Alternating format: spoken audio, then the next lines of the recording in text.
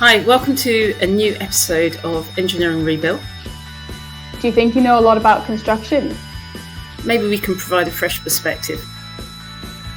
This is a podcast where we rebuild preconceptions of engineering, Reclaim the narrative, and share the voices of women from across the construction industry. Why not join us? Let's get started.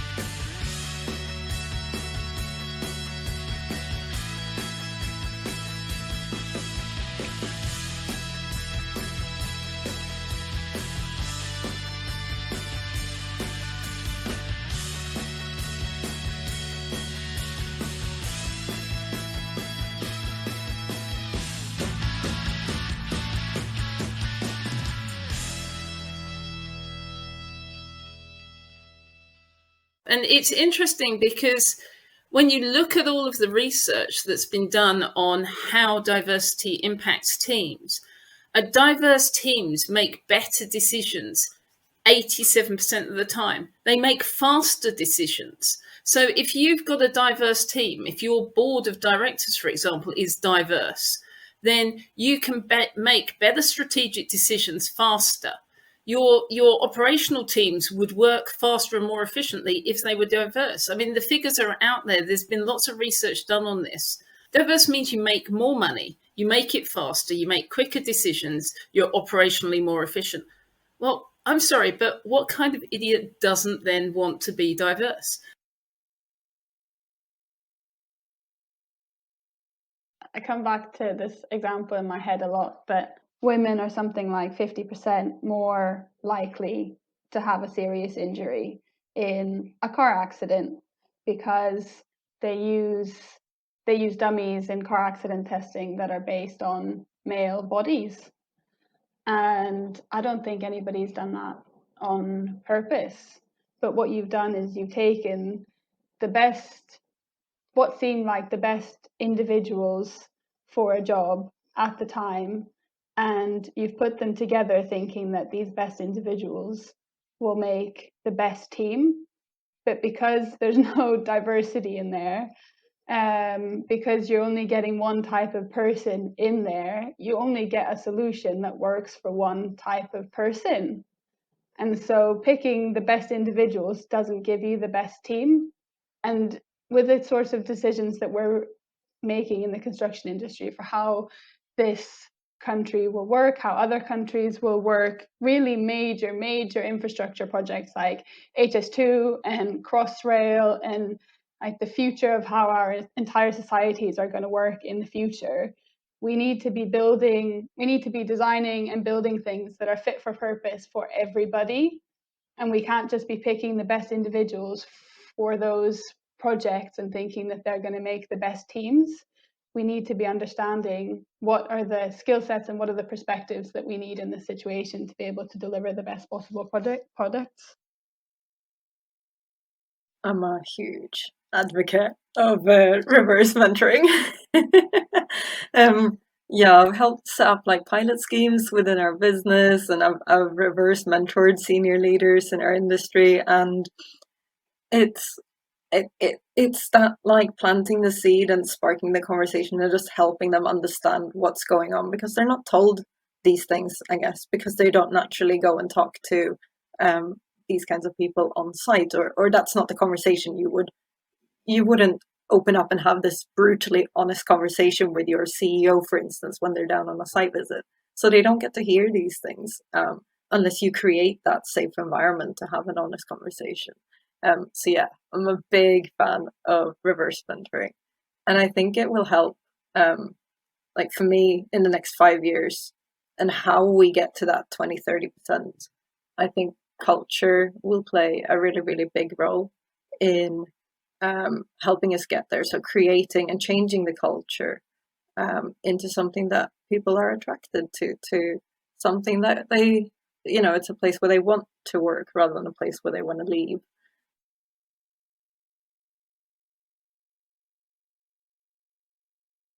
Favourite project, crikey. I've got a few, to be fair, but I mean, the ones that stand out in my mind, and Number one, Cambridge Airport. That will always be probably my number one. I went and did that project for Lagan as a project manager, and it just went well from start to finish. We delivered it in budget, on time. The design was really well put together. The usual things you get with design where you've got to go back with various iterations, but it was good. The weather worked for us. We didn't have any really bad ground conditions. We had a couple of issues when we were doing the attenuation ponds, but again, nothing that would really make you go, oh. So that's number one. Number two was probably Campbelltown that I did recently. Absolutely sterling project. Honestly, we went up there thinking 6-week closure in Scotland, West Coast in October. Not a chance. It's going to be so difficult. And we did it. We handed that runway back on time. And the reason that I cite that as one of my favourites is purely team. Like you can't go and do a project like that without a good team. And up there, the team was exceptional. Everybody went for it. Everybody said, whatever it takes to hand this runway back, we're going to do it. But normally, you'd think to yourself, well, that's going to be to the detriment of quality. That's going to be to the detriment of safety, whatever it might be. We finished the job snag-free. We finished the job accident-free. And we finished the job on time. And on top of that, we were able to do things like arrange for a local college to come in to see us. We did a charity event, like a quiz night to raise a bit of money for sort of local charities and what have you. And we just did our best to try and, again, make the most of being on this project where we were all working the best part of 7 days a week to try and get it over the line.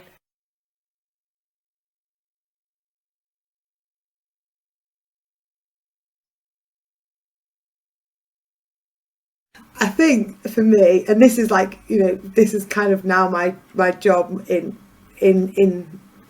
more full time is looking at, ways that we can improve things and how do we get to where we want to be without sort of like completely changing everything straight away. I think like my natural instinct is like, right, we need to make this change. So like, right, that's it. Like we're going to make that change tomorrow. And like, that's going to be it. Like that in my mind, like in my personal life, I'm like, right, I'm going to make this change. And like, it just happens. But I appreciate that like business change takes a lot longer. So I think like for me with reverse mentoring, it was like, okay, I was like fundamentally driven by my experiences and the experience of other women. And I was like, okay, right, let's just focus on something small scale that we can, we can make a difference with 15, 16 people. And if it grows, it grows. And if it doesn't, at least we've like brought benefit there. So I think for me that the importance is to like make sure that you're adding value and bringing benefit at every like step of the process. And so you're not disheartened if it doesn't go to the full scale that you want it to go. But it also means that you're not like rushing to get there. You're like focusing on like making an immediate impact and a positive change. Alignment and no I in the team and not hierarchy. I mean, they need to respect you as a boss, but at the same time, you need to respect them as a valued team members. And I always say it shouldn't be I in the team, that we work together. As long as we are aligned in the objectives. I'm a process person, but I'm more like a people person. I talk to them and they can talk to me as well. So I'm very open in my approach and I expect them to be open with me. Once you build the rapport, once you build the general rules, then I don't do micromanagement. I hate micromanagement. Give them a task and you work with them on that basis. It's about accountability. Build your team, but then you need to recognize your team's success as well. You need to celebrate their success. You cannot constantly make them work and frustrate. It's all about the morale and the motivation, because I strongly believe it's the attitude which makes the team, not the knowledge. And if you get that within the team, everything is possible. Everything is manageable. One of the biggest things concerns me the most is about PPE.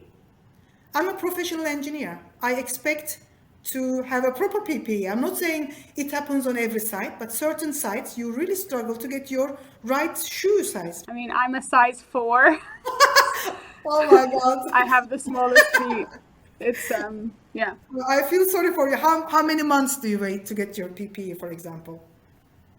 I did have this problem on a project recently where I was working as a section engineer. I'd come to the project as a section engineer, and I arrived, and they told me I had to wait 3 weeks for my PPE to arrive.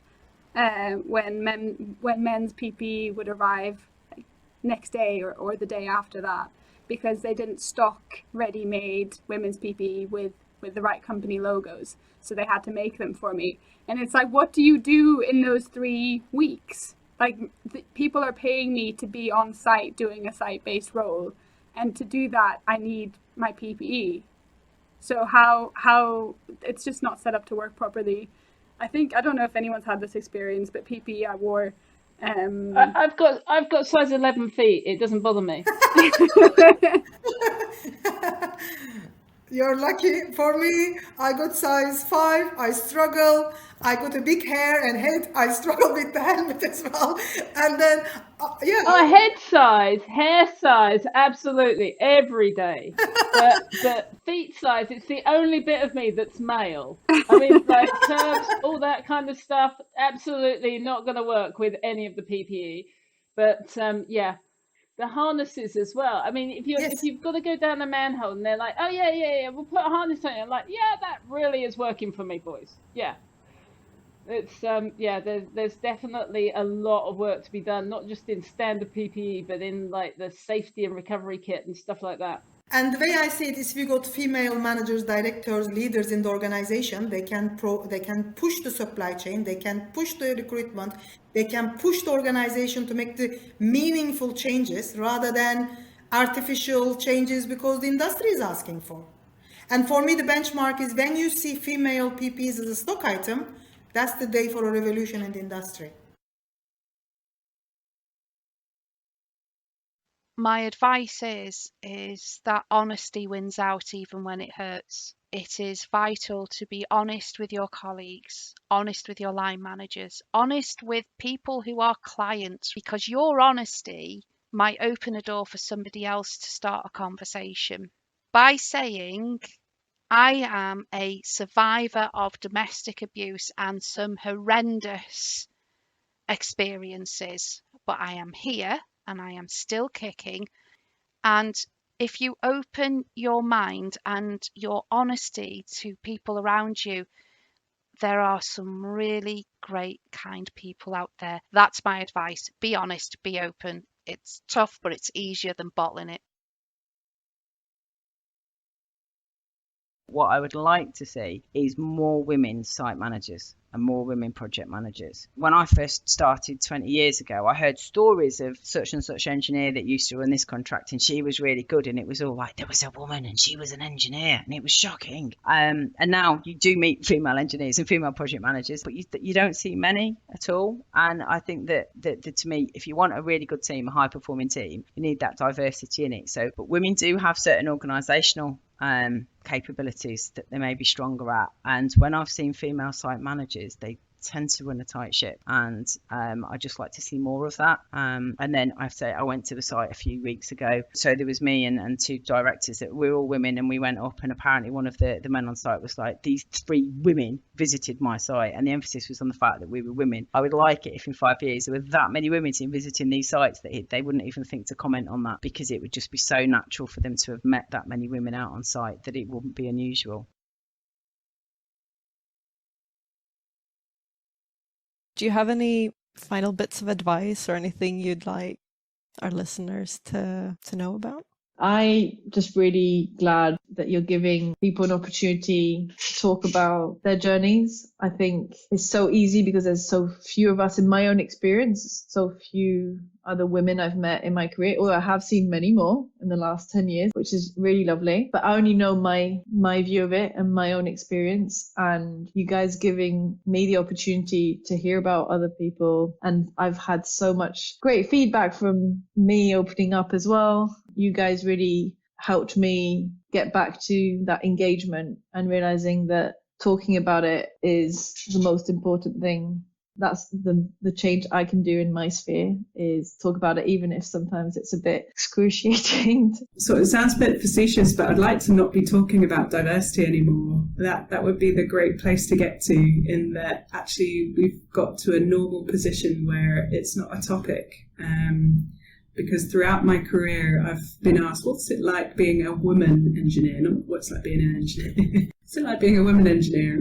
It'd be nice not to have to talk about it anymore, that essentially we've achieved diversity in a sense. I don't think we'll ever get to a place where we're 50-50 or fully representative of society, but essentially to be in a much better place. And for me, it's sort of the diversity is kind of the outcome. It's about the inclusive behaviours. How do we get to a point that our behaviours are a lot more with the 21st century, and that we treat everyone equally with respect?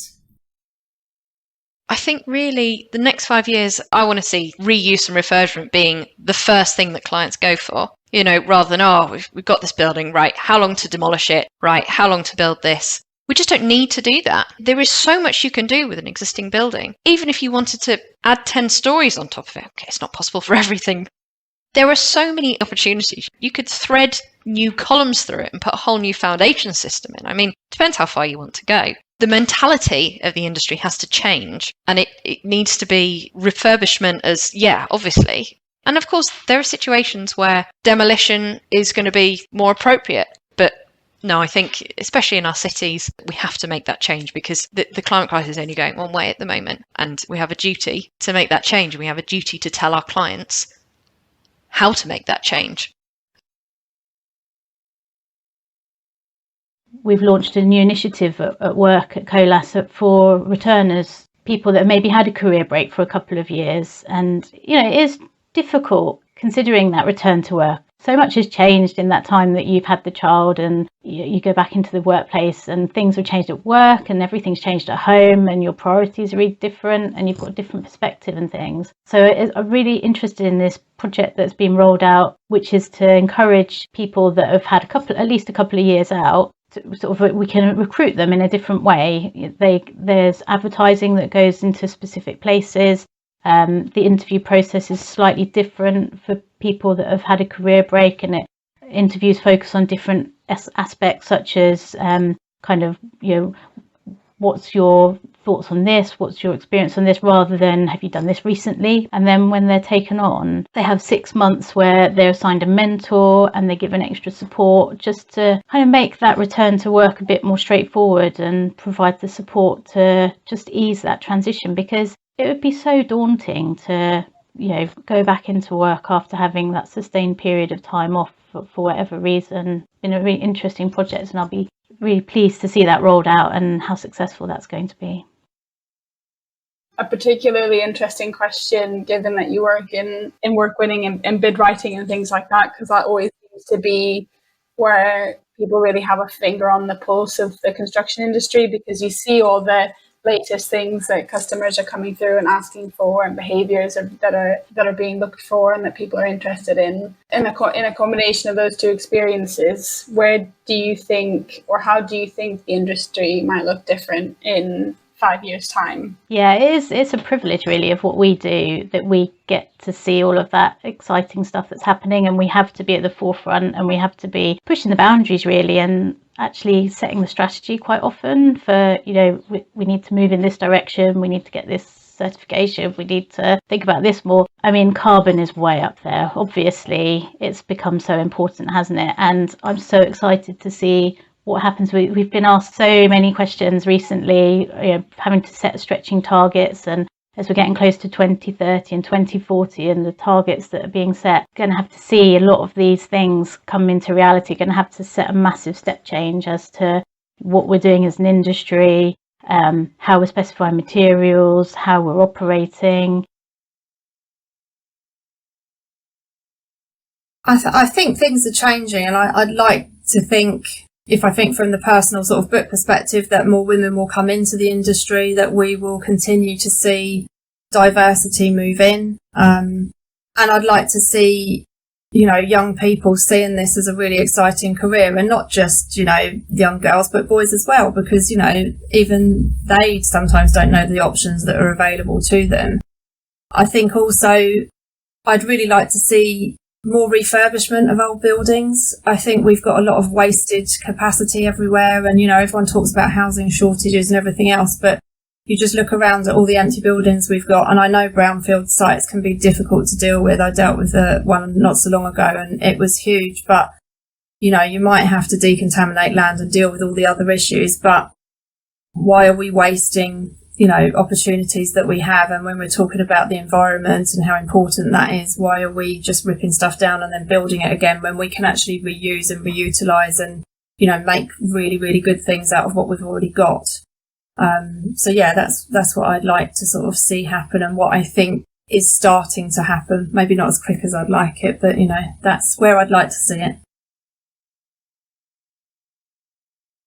Thank you for listening to this episode of Engineering Rebuilt.